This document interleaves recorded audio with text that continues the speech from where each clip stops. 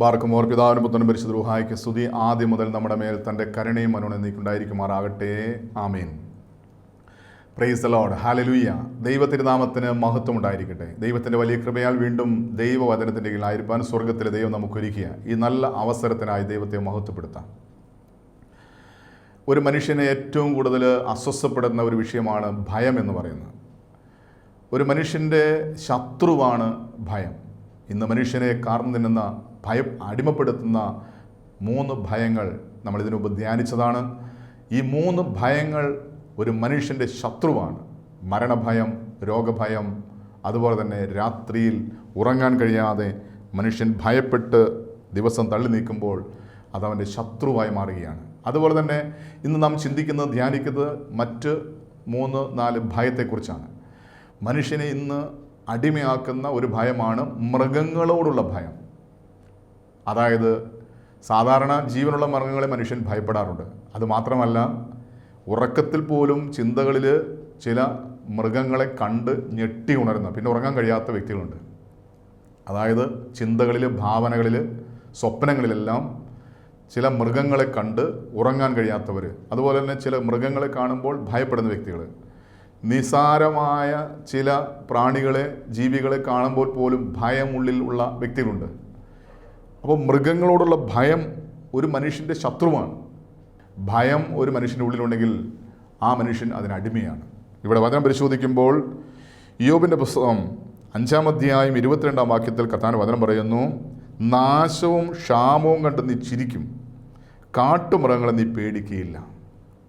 അതിനെ പറയുകയാണ്, കാട്ടുമൃഗങ്ങളെ നീ പേടിക്കുകയില്ല. അപ്പോൾ മനുഷ്യൻ്റെ ഒരു ഭയം ആണ് മൃഗങ്ങളോടുള്ള ഭയം. അത് പലർക്കും പല മൃഗങ്ങളോടായിരിക്കാം. അതിൻ്റെ കാരണങ്ങൾ നമ്മൾ പിന്നീട് ചിന്തിക്കുന്നതായിരിക്കും. മൃഗങ്ങളെ ഭയപ്പെടുന്നൊരു വ്യക്തിയാണോ? നിസ്സാരമായൊരു ജീവിയെ ഭയപ്പെടുന്നൊരു വ്യക്തിയാണോ? അല്ലെങ്കിൽ ഇഴജന്തുക്കളെ ഭയപ്പെടുന്ന വ്യക്തിയാണോ? കാട്ടുമൃഗങ്ങളെ ഭയപ്പെടുന്ന വ്യക്തിയാണോ? ഈ ഭയം ഒരു മനുഷ്യനെ അസ്വസ്ഥപ്പെടുത്തും. ആ ഭയത്തിന് ഒരു വ്യക്തി അടിമയാണെങ്കിൽ ആ ഭയമായിരിക്കും ആ വ്യക്തിയെ നയിക്കുന്നത്, നിയന്ത്രിക്കുന്നത്. അതുകൊണ്ട് ഈ ഭയം ഒരു മനുഷ്യൻ്റെ ശത്രുവാണെന്ന് നാം തിരിച്ചറിയണം. വീണ്ടും കർത്താവിന്റെ വചനം പരിശോധിക്കുമ്പോൾ ലേവ്യ പുസ്തകം 26-ാം അധ്യായം 6-ാം വാക്യം, ഞാൻ ദേശത്ത് സമാധാനം തരും, നിങ്ങൾ കിടക്കും, ആരും നിങ്ങളെ ഭയപ്പെടുത്തിയില്ല. ഞാൻ ദേശത്തു നിന്ന് ദുഷ്ടമൃഗങ്ങളെ നീക്കിക്കളയും, വാൾ നിങ്ങളുടെ ദേശത്തൂടെ കടക്കുകയില്ല. അപ്പോൾ നമ്മുടെ ദേശത്ത് ഭയത്തിന് അടിമയായി മാറുന്ന ഒരു കാരണമാണ് മൃഗങ്ങളുള്ള ഭയം. പ്രത്യേകിച്ച് ഇത് മനസ്സിലാക്കണമെങ്കിൽ മലയോര കർഷക മേഖലയിൽ താമസിക്കുന്ന ആളുകൾ രാത്രി ഉറങ്ങാതെ കാവലിരിക്കുകയാണ്, കാട്ടുമൃഗങ്ങളെ ഭയപ്പെട്ട്, കാട്ടുജീവികളെ ഭയപ്പെട്ട്. ഇത് മലയോര കർഷകനായിരിക്കുന്ന വ്യക്തികൾ അനുഭവിക്കുന്ന മാനസിക പീഡയാണ്. അവർക്ക് രാത്രിയും പകലും ഉറങ്ങാൻ കഴിയാതെ ഓരോരുത്തരും മാറി മാറി ഉറക്കളച്ച് കാട്ടുമൃഗങ്ങളെ ഭയപ്പെട്ടിരിക്കുകയാണ്. അതുമാത്രമല്ല, ഇന്ന് സാധാരണ അനേകം വ്യക്തികൾക്കുണ്ടാകുന്ന ഒരു വിഷയമാണ് സമാധാനമില്ലാത്തവണ്ണം, സ്വസ്ഥതയില്ലാത്തവണ്ണം, ഒരുപക്ഷെ ഉറക്കത്തിൽ പോലും ഭയപ്പെടുക, മൃഗങ്ങളെ കണ്ട് ഭയപ്പെടുക. വചനം പറയുകയാണ്, ദൈവമായ കർത്താവിൽ ചെയ്യുന്നു, ഞാൻ ദേശത്ത് സമാധാനം തരും, നിങ്ങൾ കിടക്കും, നിങ്ങൾ രാത്രി കിടന്നുറങ്ങും, ആരും നിങ്ങളെ ഭയപ്പെടുത്തിയില്ല. ഞാൻ ദേശത്തു നിന്ന് ദുഷ്ടമൃഗങ്ങളെ നീക്കിക്കളയും. ഈ കർത്താവിൻ്റെ വാഗ്ദാനത്തിൽ വിശ്വസിക്കുന്നൊരു വ്യക്തി ഭയമില്ലാതെ കിടന്നുറങ്ങും. ഇന്ന് രാത്രി നമുക്ക് ഉറങ്ങാൻ കഴിയാത്തതിൻ്റെ ഒരു കാരണം ഇതാണ്. ഉറക്കത്തിൽ, സ്വപ്നത്തിൽ ഇങ്ങനെയുള്ള മൃഗങ്ങളെ കണ്ട് ഭയപ്പെടുക. ഒരിക്കൽ ഒരു ശുശ്രൂഷയിൽ ഒരിക്കലും ഭയമില്ലാത്തവരൊന്ന് കൈയുയർത്താൻ ഒരു സഹോദരി ചാടി കൈയുയർത്തി. അപ്പോൾ ചോദിച്ചു, സഹോദരി നിങ്ങൾക്ക് ഒരു ഭയമില്ലേ? എനിക്ക് ഭയമില്ല. അപ്പോൾ ചോദിച്ചൊരു ചോദ്യം ഇതാണ്, നിങ്ങൾ രാത്രി ഉറങ്ങാൻ നേരത്ത് ഡോറ് അടയ്ക്കാറുണ്ടോ? ഉണ്ട്. കുറ്റിയിടാറുണ്ടോ? ഉണ്ട്. എന്തിനാ? നിങ്ങൾക്ക് ഭയമില്ലെങ്കിൽ പിന്നെ എന്തിനാണ് നിങ്ങൾ വാതിലടയ്ക്കുന്നത്? എന്തിനാണ് നിങ്ങൾ വാതിൽ കുറ്റിയിടുന്നത്?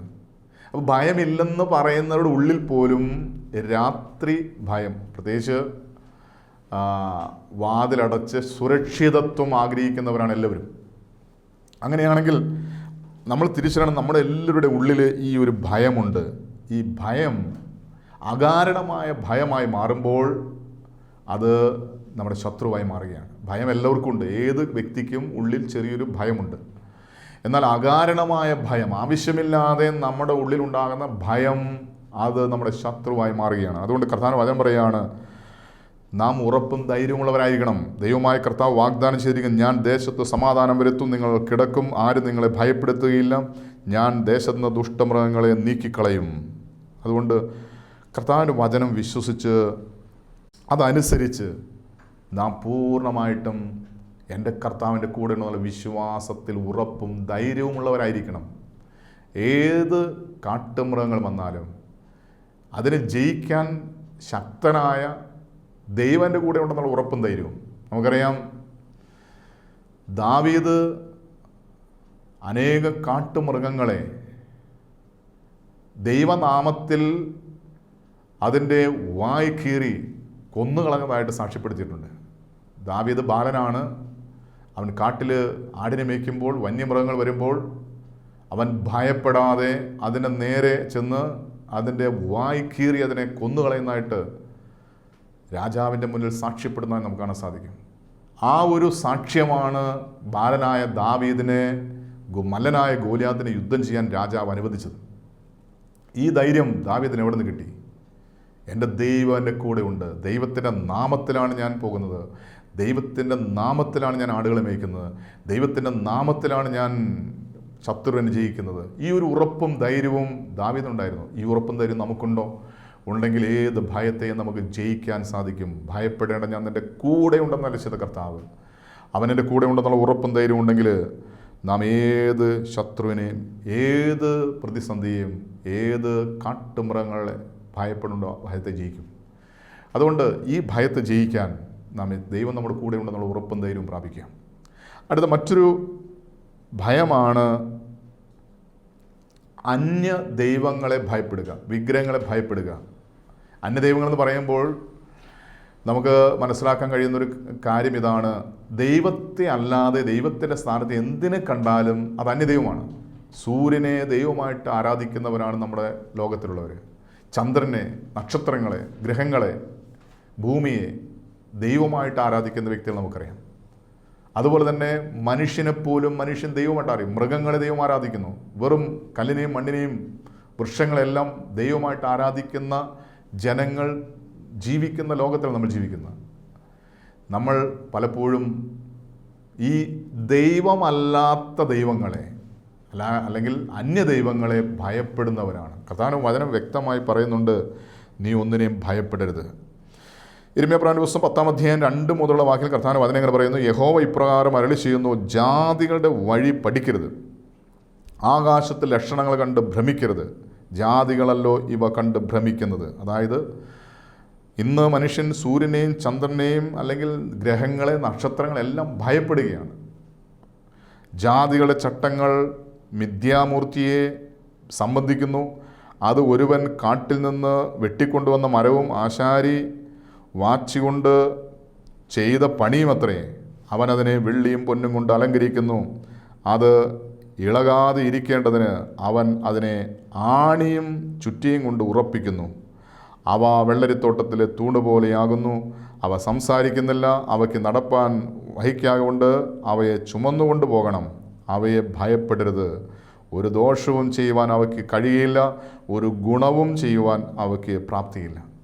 അന്യ ദൈവങ്ങളെ, അന്യ വിഗ്രഹങ്ങളെ, ദൈവമല്ലാതെ ദൈവമാണെന്ന് വിശ്വസിച്ച് ആരാധിക്കുന്ന വിഗ്രഹങ്ങളുടെ കാര്യമാണ് ഇവിടെ കർത്താവിന്റെ വചനം പറയുന്നത്. അന്യദൈവാരാധനയ്ക്ക് മനുഷ്യൻ അറിയാതെ പോവുകയാണ്. അതുകൊണ്ട് എന്ത് സംഭവിക്കുന്നു? അവരെ ഭയം അവരെ അടിമയാക്കി മാറ്റുകയാണ്. അവരെന്തിനെയാണോ ആരാധിക്കുന്നത് അത് അവരെ ഭരിക്കാൻ തുടങ്ങും. അതിൻ്റെ നിയന്ത്രണം അവരുടെ മേൽ വരും. ആ ഭയത്തിലൂടെ ആ തിന്മ അവരെ കീഴടക്കും. ഇന്ന് പലരും അന്യദൈവാരാധനയുടെ ഭയത്തിന് അടിമയായി മാറിയിരിക്കുക. അതുകൊണ്ട് കർത്താവിന്റെ വചനം പറയുകയാണ്, അവയെ ഭയപ്പെടരുത്, ഒരു ദോഷവും ചെയ്യാൻ അവയ്ക്ക് കഴിയില്ല. നിങ്ങളുടെ ഭവനത്തിനോ പുരയിടത്തിനോ നിങ്ങളുടെ അടുത്ത് എന്തെങ്കിലും അന്യദൈവാരാധന സ്വാധീനം ഉണ്ടെങ്കിൽ അതിനൊന്നും നിങ്ങൾ ഭയപ്പെടേണ്ട, അതിനെ നിങ്ങൾ പേടിക്കേണ്ട. കാരണം വചനം പറയുകയാണ്, അവയ്ക്ക് ഒന്നും ചെയ്യാൻ കഴിയില്ല, അവർക്കൊരു ദോഷവും, ഈ അന്യദൈവങ്ങൾക്ക് ഒരു ദോഷം ചെയ്യാൻ സാധ്യമല്ല. അത് മാത്രമല്ല വചനം പറയുകയാണ്, ഒരു ഗുണവും ചെയ്യാൻ ഈ അന്യദൈവങ്ങൾക്ക് സാധിക്കില്ല. കാരണം അവ വെറും ജീവനില്ലാത്ത വെറും കല്ലും മണ്ണുമാണ്, വെറും മരമാണ് എന്ന് കർത്താവിൻ്റെ വചനം വ്യക്തമായിട്ട് വെളിപ്പെടുത്തുകയാണ്. ഇന്ന് മനുഷ്യൻ ഏറ്റവും കൂടുതൽ ഭയപ്പെടുന്നത് അന്യദൈവങ്ങളെ. ദൈവത്തെ ഭയമില്ല. ദൈവഭയം ഉണ്ടായിരുന്നുവെങ്കിൽ അന്യദൈവങ്ങളുടെ പിന്നാലെ പോകില്ലല്ലോ. അന്യദൈവങ്ങളുടെ പിന്നാലെ പോയി അവയെ നമസ്കരിക്കുകയും ആരാധിക്കുകയും പൂജിക്കുകയും അന്യദൈവങ്ങളെ ആരാധിക്കുന്ന വ്യക്തികൾ പറയുന്ന പ്രായശ്ചിത്തങ്ങൾ, നേർച്ച കാഴ്ചകൾ അർപ്പിക്കുകയും ചെയ്യുമ്പോൾ അതിലൂടെ നാം അതിന് അടിമയായി മാറുകയാണ്. ആ ഭയം നമ്മുടെ ശത്രുവാണ്. അതുകൊണ്ട് കർത്താവിൻ്റെ വചനം പറയുന്നു, നീ അവയെ ഭയപ്പെടരുത്. ഒരു ദോഷവും ചെയ്യാൻ അതിന് സാധിക്കുകയില്ല, ഒരു ഗുണവും ചെയ്യാൻ അതിന് സാധിക്കുകയില്ല. ഇന്ന് മനുഷ്യൻ സത്യദൈവത്തെ ഭയമില്ലാതെ അന്യ ദൈവങ്ങളെ ഭയപ്പെട്ട് അന്യ ദൈവങ്ങളുടെ പിന്നാലെ ഇന്ന് മനുഷ്യൻ ഓടുകയാണ്. അതുകൊണ്ട് വചനം പറയുന്നു, ഈ ഭയം നമ്മുടെ നാശത്തിന് കാരണമായി തീരും. ശ്രദ്ധിച്ചോ, ഇന്ന് അനേകം കുടുംബങ്ങൾ, വ്യക്തികൾ നാശത്തിൻ്റെ അടിത്തറയിൽ കിടക്കാൻ കാരണം ഒരൊറ്റ കാരണം ഇതാണ്, അന്യദൈവാരാധനയാണ്. ഒരു ഉദാഹരണം പറഞ്ഞാൽ, ഒരു മനുഷ്യൻ ഒരു ഭവനം സ്ഥാപിക്കാനായിട്ട് അല്ലെങ്കിൽ ഒരു വീട് പണിയാനുമായിട്ട് ആഗ്രഹിക്കുമ്പോൾ അവനൊരു സ്ഥാനക്കാരനെ വിളിക്കും. എന്തിനാണ് സ്ഥാനക്കാരനെ വിളിക്കുന്നത്? ഈ സ്ഥലത്ത് കിടന്നാൽ എന്തെങ്കിലും ദോഷം എനിക്കുണ്ടോ ഇല്ലയോ എന്ന് അറിയാൻ വേണ്ടിയാണ് ഒരു സ്ഥാനക്കാരനെ വിളിക്കുന്നത്. വിളിക്കുന്ന ആരെയും അന്യദൈവാരാധന നടത്തുന്ന ഒരു വ്യക്തിയാണെങ്കിൽ അവർ പറയുന്നത് എന്തായിരിക്കും? ഇവിടെ ശത്രുദോഷമുണ്ട്, ഇവിടെ പ്രശ്നമുണ്ട്, എന്തെങ്കിലും പ്രശ്നങ്ങൾ അവർ പറയും. പറഞ്ഞിട്ട് അതിന് പ്രായശ്ചിത്തം കൂടി പറയും. പ്രായശ്ചിത്തം എന്തായിരിക്കും? മിക്കവാറും അന്യദൈവാരാധനയായിരിക്കും. ഒരു മനുഷ്യൻ സത്യദൈവത്തെ ഞാൻ വിശ്വസിക്കുന്നു, ഏറ്റുപറയുന്നു എന്ന എല്ലാ വിശ്വാസ പ്രമാണത്തിൽ ഏറ്റുപറയുന്ന ക്രിസ്ത്യാനികൾ പോലും ഈ വ്യക്തി പറയുന്നത് കേട്ട് അന്യദൈവാരാധനയ്ക്ക് അടിപ്പെടും. എന്താ കാരണം? ഞാൻ ഈ സ്ഥലത്ത് താമസിക്കുമ്പോൾ എനിക്കൊരു ദോഷമുണ്ടാകരുത്, ആ ദോഷം ഉണ്ടാകുമെന്നുള്ള ഭയത്തിൽ നിന്നാണ് ഈ പ്രവൃത്തികളെല്ലാം ചെയ്യുന്നത്. എന്നാൽ ഒരു കാര്യം തിരിച്ചറിയണം, ഭൂമിയെയും ഭൂമണ്ഡലത്തെയും സകലത്തെയും ഉളവാക്കിയവനായ ദൈവം, കർത്താവായ ദൈവം പറഞ്ഞു, താൻ ഉണ്ടാക്കിയതെല്ലാം നല്ലതെന്ന് ദൈവം കണ്ടു. ദൈവം നല്ലതെന്ന് കണ്ടതിനെ മനുഷ്യൻ ഇവിടെ ദോഷമുണ്ട്, ഇവിടെ ശത്രുദോഷമുണ്ട്, ഇവിടെ പ്രശ്നമുണ്ട് എന്ന് പറഞ്ഞ് ഭയപ്പെടുത്തുകയാണ്. അപ്പോൾ ഈ ഭയത്തിന് അനേകം പേര് അടിമകളാണ്. അതുകൊണ്ടാണ് ഇന്ന് പലരും അന്യദൈവാരാധനയ്ക്ക് അടിമപ്പെടുന്നത്. അറിയാതെയാണെങ്കിൽ പോലും അന്യദൈവാരാധനയ്ക്ക് അടിമപ്പെടാനൊരു കാരണം ഈ ഒരു ഭയമാണ്. എൻ്റെ ദൈവം എൻ്റെ കൂടെ ഉണ്ട്, അവൻ്റെ സൃഷ്ടിയാണ് ഈ ഭൂമിയും ഭൂമിയിലുള്ള സകലവും, അവനെല്ലാം നന്മയ്ക്കായിട്ട്, എൻ്റെ നന്മയ്ക്കായിട്ട് സൃഷ്ടിച്ചതാണ്. ഇവിടെ ഒരു ദോഷം എനിക്ക് സംഭവിക്കില്ല എന്ന് ഉറപ്പും ധൈര്യമുണ്ടെങ്കിൽ പിന്നെ ആരെ എന്തിനു ഭയപ്പെടണം? അന്യദൈവങ്ങളെ ഭയപ്പെടുന്ന വ്യക്തികൾ അന്യദൈവാരാധനയ്ക്കും പ്രായശ്ചിത്ത പ്രവൃത്തികൾക്കും പോകാൻ കാരണമായി തീരും. അതുകൊണ്ട് കഴിഞ്ഞ നാളിൽ അങ്ങനെ ചെയ്തിട്ടുണ്ടെങ്കിൽ അനുദപിച്ച് സത്യകുംഭസാരത്തിൽ പാപമോചനം പ്രാപിച്ച് അനുദപിച്ച് കർത്താവിൻ്റെ സ്ഥലത്തേക്ക് തിരിഞ്ഞു വരണം. അല്ലെങ്കിൽ നമുക്ക് നമ്മുടെ തലമുറയ്ക്ക് ഇത് ദോഷമാണ് എന്ന് തിരിച്ചറിയണം. അതുകൊണ്ട് കർത്താവിൻ്റെ വചനം പറയുന്നു, നീ അതിനെ ഭയപ്പെടരുത്, നീ അതിനെ ഭയപ്പെടരുത്. അതുകൊണ്ട് കർത്താവിൻ്റെ വചനം അനുസരിക്കുക, അവൻ്റെ കൃപ നമ്മുടെ കൂടെ ഇരിക്കാനായിട്ട് ദൈവത്തിൽ മാത്രം ആശ്രയിക്കുക. വീണ്ടും മറ്റൊരു ഭയമാണ് ശത്രുഭയം. ഒരു മനുഷ്യന് ഏറ്റവും കൂടുതൽ ശത്രുഭയം അവനെ കീഴ്പ്പെടുത്തും. നമുക്കറിയാം, ലോകത്തിൽ ശത്രുവുണ്ട്. എന്നാൽ ഒരു കാര്യം തിരിച്ചറിയുക, നമ്മുടെ യഥാർത്ഥ ശത്രു എന്ന് പറയുന്നത് മനുഷ്യനല്ല. ഇന്ന് മനുഷ്യനെ ശത്രുവായിട്ട് കാണുമ്പോൾ തിരിച്ചറിയുക, എൻ്റെ ശത്രു മനുഷ്യനല്ല, എൻ്റെ ശത്രു പിശാചാണ്. ഈ ലോകത്തിൽ നമുക്ക് ഒരേ ഒരു ശത്രുവുള്ളൂ, ആ ശത്രു പിശാചാണ്. ഈ സത്യം തിരിച്ചറിയാതെ നമ്മൾ തന്നെ ശത്രുക്കളെ ഉണ്ടാക്കി വെച്ചിരിക്കുകയാണ്. എന്നിട്ട് എൻ്റെ ശത്രുക്കൾ എനിക്കെതിരായിട്ട് എന്തെങ്കിലും ചെയ്തിട്ടുണ്ടാകുമോ എന്നുള്ള ഭയം ഇന്ന് മനുഷ്യനെ ഗ്രഹിച്ചിരിക്കുകയാണ്, അടിമപ്പെടുത്തിയിരിക്കുകയാണ്. ഈ ശത്രു ഭയത്തിന് അടിമയായിരിക്കുന്ന അനേകം വ്യക്തികൾ നമുക്ക് ചുറ്റുമുണ്ട്. പലപ്പോഴും നമ്മൾ ദൈവസന്നിധിയിൽ പ്രാർത്ഥിക്കുന്നത് നമ്മുടെ നന്മയ്ക്ക് വേണ്ടിയാണോ അതോ ശത്രുക്കളുടെ നാശത്തിന് വേണ്ടിയാണോ? സങ്കീർത്തന പുസ്തകങ്ങൾ 25-ാം സങ്കീർത്തനം 19-ാം വാക്യത്തിൽ സങ്കീർത്തനം പ്രാർത്ഥിക്കുന്ന ഒരു പ്രാർത്ഥന ഇതാണ്: എൻ്റെ ശത്രുക്കളെ നോക്കണമേ, അവർ പെരുകിയിരിക്കുന്നു, അവർ കഠിന ദ്വേഷത്തോടെ എന്നെ ദ്വേഷിക്കുന്നു. എൻ്റെ ശത്രുക്കളെ നോക്കണമേ, എന്നെ നോക്കണമേ എന്നല്ല പ്രാർത്ഥിക്കുന്നത്, എൻ്റെ ശത്രുക്കളെ നോക്കണമേ, അവർ പെരുകിയിരിക്കുന്നു, അവർ കഠിന ദ്വേഷത്തോടെ എന്നെ ദ്വേഷിക്കുന്നു. ഇന്ന് നമ്മൾ നോക്കുമ്പോൾ നമുക്ക് ചുറ്റും ശത്രുക്കളാണ്. എന്തുകൊണ്ടാണ് ഈ ശത്രുക്കളെ നീങ്ങിപ്പോകാൻ വേണ്ടി നമ്മൾ പ്രാർത്ഥിക്കുന്നത്? ശത്രുവിനെ പേടിയാണ്, ഭയമാണ്.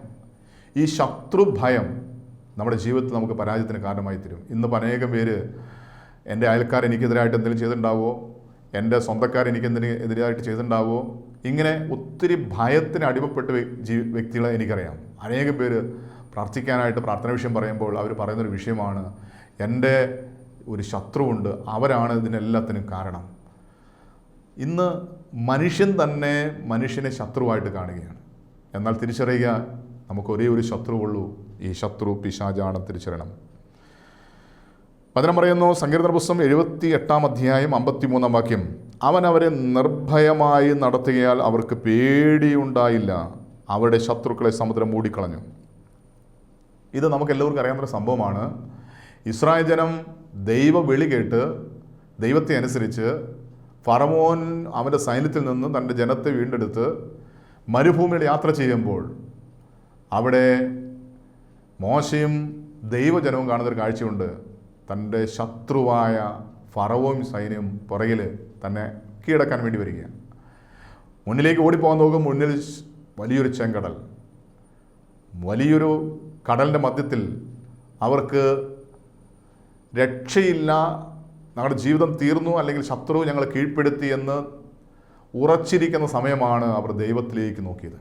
അവർ ശത്രുവിനെ കണ്ടപ്പോൾ, മുന്നിൽ ചെങ്കടൽ കണ്ടപ്പോൾ അവർ ദൈവത്തെ നോക്കി. ഇവിടെ നമുക്ക് പറ്റുന്ന ഏറ്റവും വലിയൊരു അബദ്ധം എന്ന് പറയുന്നത്, നമ്മുടെ മുന്നിൽ പ്രതിസന്ധിയെ കാണുമ്പോൾ, ശത്രുക്കളെ കാണുമ്പോൾ നമ്മൾ ഭയന്ന് വിറച്ച് നാം ആ ഭയത്തിന് അടിമപ്പെട്ടിരിക്കുക. എന്നാൽ ആ ഭയത്തിൽ നാം ഉണർന്ന് നാം മുകളിലേക്ക് നോക്കുമ്പോൾ നമ്മെ സ്നേഹിക്കുന്ന, നമ്മെ കരുതുന്ന, നമ്മെ വഴി നടത്തുന്ന, നമ്മെ രക്ഷിക്കുന്ന ഒരു ദൈവം നമുക്ക് തൊട്ട് മുകളിലുണ്ട്. അവൻ നമ്മുടെ ചാരയുണ്ട്, അവൻ നമ്മുടെ ഉള്ളിലുണ്ട്. ഈ ഒരു സത്യം തിരിച്ചറിഞ്ഞ് ദൈവത്തിലേക്ക് നോക്കുമ്പോൾ അവർക്ക് വിടുതലുണ്ട്. ഇവിടെ വചനം പറയുകയാണ്, അവരവരെ നിർഭയമായി നടത്തുകയാൽ അവർക്ക് പേടിയുണ്ടായില്ല. ആർക്ക്? ദൈവജനത്തിന് പേടിയുണ്ടായില്ല. കാരണം മുന്നിൽ ചെങ്കടലായിക്കൊള്ളട്ടെ, പിന്നിൽ ശത്രുവായിക്കൊള്ളട്ടെ, അവർക്ക് പേടിയില്ല. കാരണം അവർ ദൈവത്തിൻ്റെ വാക്ക് കേട്ട് അനുസരിച്ച് ദൈവത്തിൻ്റെ കരം പിടിച്ചാണ് അവർ യാത്രയായത്. അതുകൊണ്ട് അവർക്ക് പേടിയുണ്ടായില്ല. അവരുടെ ശത്രുക്കളെ സമുദ്രം മൂടിക്കളഞ്ഞു. അവരുടെ ശത്രുക്കളെ സമുദ്രം മൂടിക്കളഞ്ഞു. ശത്രുക്കളെ നശിപ്പിക്കാൻ വേണ്ടി നമ്മൾ പ്രാർത്ഥിക്കേണ്ട ആവശ്യമില്ല. ശത്രുക്കളെ നാശം കാണാൻ വേണ്ടി നമ്മൾ പ്രാർത്ഥിക്കേണ്ട ആവശ്യമില്ല. ശത്രുക്കൾ ഇല്ലാതാകാൻ വേണ്ടി നമ്മൾ പ്രാർത്ഥിക്കേണ്ട ആവശ്യമില്ല. ശത്രുക്കളെ ദൈവം മൂടിക്കളയും. നാം ഉറപ്പും ധൈര്യവും ഉള്ളവരായി ദൈവസന്നിധിയിലേക്ക്, ദൈവമുഖത്തേക്ക് നോക്കുക എന്നുള്ളതാണ് നമ്മൾ ചെയ്യേണ്ട ഒരു പ്രവൃത്തി.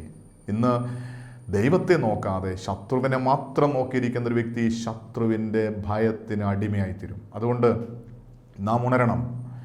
ശത്രു ഭയത്തിൽ നിന്ന് ഉണരണം. എനിക്കെതിരെ ആരെങ്കിലും എന്തെങ്കിലും ചെയ്തോട്ടെ, എനിക്കൊന്നും സംഭവിക്കില്ല. കാരണം വചനം പറയുന്ന, ഒരു ബാധയും എൻ്റെ കൂടാരത്തിന് നേരെ അടുക്കില്ല. അതുകൊണ്ട് മറ്റുള്ളവർ എനിക്ക് ശത്രുവായാലും അവർക്ക് എനിക്കെതിരെ എന്ത് ചെയ്താലും അതെനിക്ക് ഭവിക്കില്ല. കാരണം ഞാൻ എൻ്റെ കർത്താവിൻ്റെ കൂടെയാണ്. ഒരു ബാധയും എൻ്റെ നേരെ അടുക്കില്ല. കാരണം കർത്താവിൻ്റെ സംരക്ഷണം എനിക്കുണ്ട്. അവൻ്റെ ചിറകിൻ്റെ മറവിൻ കീഴിലാണ് ഞാൻ എന്നുള്ളൊരു സത്യം തിരിച്ചറിഞ്ഞാൽ പിന്നെ ശത്രുവിനെ ഭയപ്പെടേണ്ട ആവശ്യമില്ല. ഇവിടെ ശത്രുഭയം നമ്മെ വേട്ടയാടുന്നുണ്ടോ? ഇത് നമ്മുടെ ശത്രുവാണെന്ന് തിരിച്ചറിയണം. അടുത്തത്, മനുഷ്യനെ അസ്വസ്ഥപ്പെടുത്തുന്ന, കീഴടക്കുന്ന ഒരു ശത്രുവാണ് മനുഷ്യൻ്റെ നിന്ദകളെക്കുറിച്ചുള്ള ഭയം.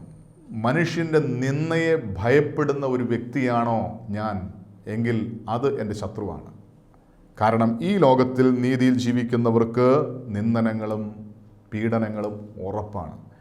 ദൈവവിശ്വാസിയാണോ, ദൈവഹിതമനുസരിച്ച്, ദൈവകൽപ്പന അനുസരിച്ച്, ദൈവനാമത്തിൽ അറിയപ്പെടുന്ന, ദൈവനാമത്തിൽ ജീവിക്കുന്ന ഒരു വ്യക്തിയാണോ, ക്രിസ്തുവിൻ്റെ പേരിൽ അറിയപ്പെടുന്ന ഒരു ക്രിസ്ത്യാനിയാണോ, നിനക്ക് കഷ്ടതയും സഹനവും ജീവിതത്തിൽ ഉണ്ട്, നിന്ദനങ്ങളും പരിഹാസങ്ങളും ഉണ്ട്.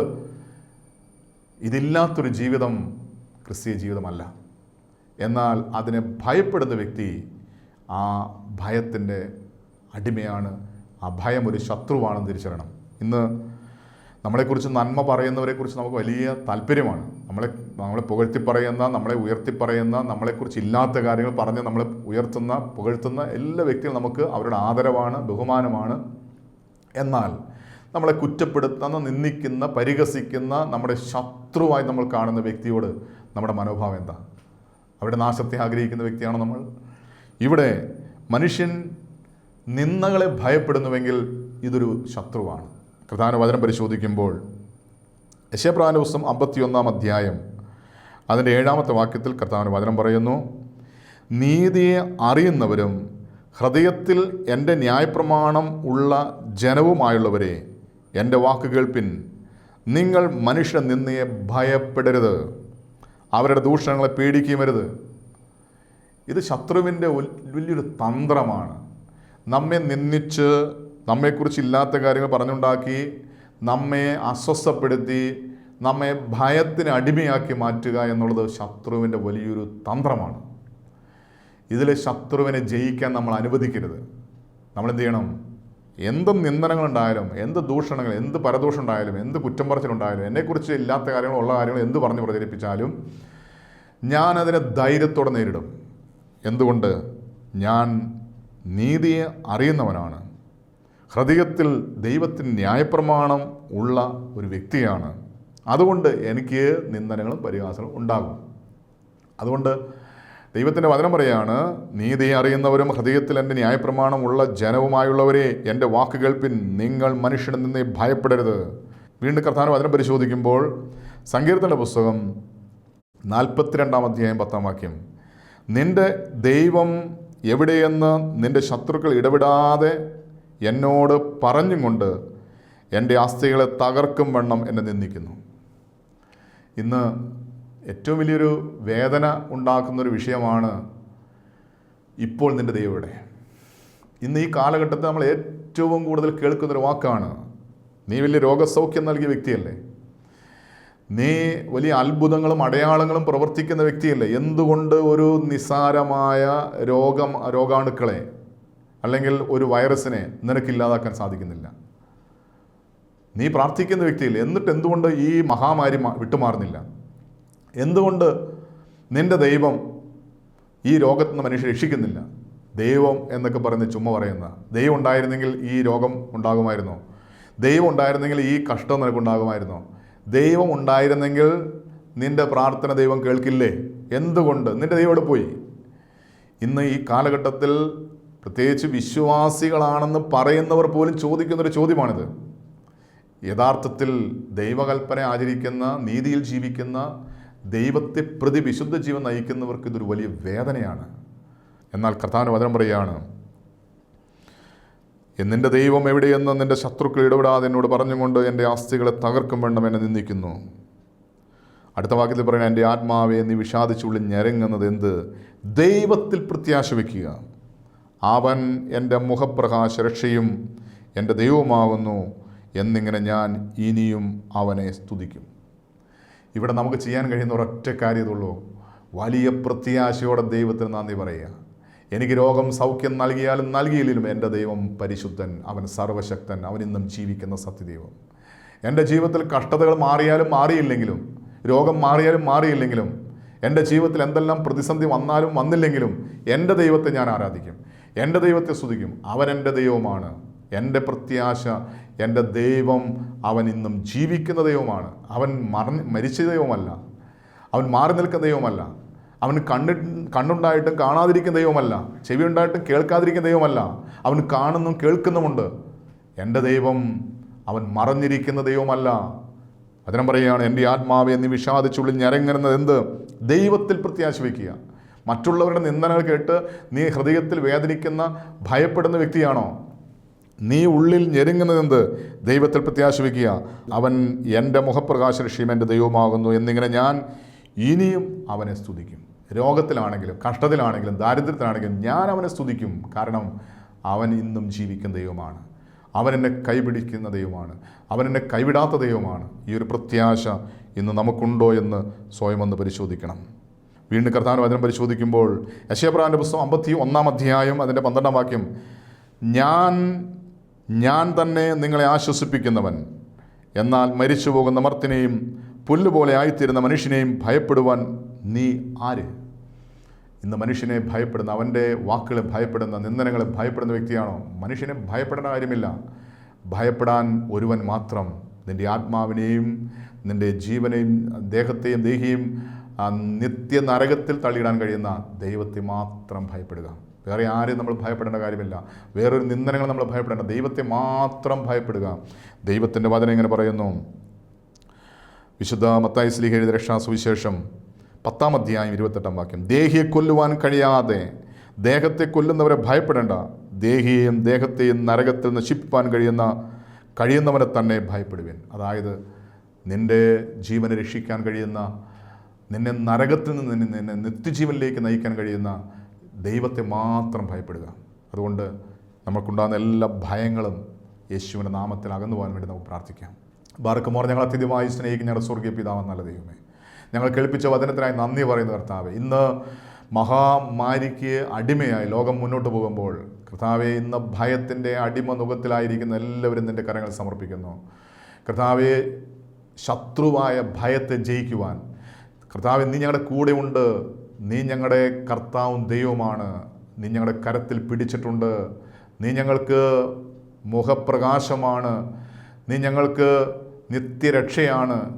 കർത്താവെ, ഞങ്ങൾ വിശ്വസിക്കുന്ന ഏറ്റുപറയുന്നു. ഈ വചനം കേൾക്കുന്ന ഭയത്തിൻ്റെ അടിമമുഖത്തിലായിരിക്കുന്ന എല്ലാവർക്കും വേണ്ടി പ്രാർത്ഥിക്കുന്നു. എല്ലാ ഭയത്തിൻ്റെ മുറിവുകളെ, എല്ലാ ഭയത്തിൻ്റെ ദുരാത്മാക്കളെ, എല്ലാ ഭയത്തിൻ്റെ അവസ്ഥകളെ യേശുവിൻ്റെ നാമത്തിൽ, യേശുവിൻ്റെ തിരുമുറിവിൽ ബന്ധിച്ച് ബഹിഷ്കരിച്ച് പ്രാർത്ഥിക്കുകയാണ്.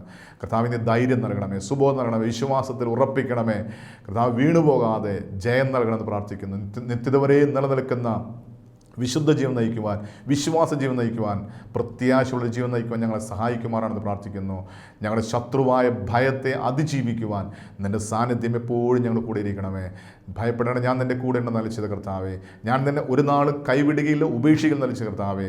ഈ വചനം കേൾക്കുന്ന എല്ലാവരെയും അവിടുത്തെ ഉള്ളംകരത്തിൽ സമർപ്പിക്കുകയാണ്, അവിടുത്തെ മുറിവിൽ സമർപ്പിക്കുകയാണ്. കർത്താവിൻ്റെ രക്തത്താൽ മുദ്രയിട്ട് സംരക്ഷിക്കണമെന്ന് പ്രാർത്ഥിക്കുന്നു. പരിശുദ്ധ അമ്മേ ദൈവമാതാവേ, ഞങ്ങൾക്ക് വേണ്ടി പ്രാർത്ഥിക്കണമേ. സകല ശുദ്ധിമാന്മാരെ ശുദ്ധിമതിരെ ഞങ്ങൾക്ക് വേണ്ടി പ്രാർത്ഥിക്കണം. എല്ലാ മഹത്വവും പിതാവിടുന്ന് മാത്രം എടുക്കണം. എല്ലാം ഞങ്ങൾക്ക് വേണ്ടി ക്രൂശിൽ മരിച്ച് മരണത്തെ ജയിച്ച് ഉയർത്തെഴുന്നേറ്റ് ഇന്നും ജീവിക്കുന്ന ഞങ്ങളുടെ കർത്താവ്, ഞങ്ങളുടെ ദൈവമായ യേശുക്രിസ്തുവിൻ്റെ അതിപരിശുദ്ധമായ നാമത്തിൽ ചോദിക്കുമ്പോൾ കൃപയോടെ കേൾക്കണം നല്ല പിതാവേ. ആമേൻ.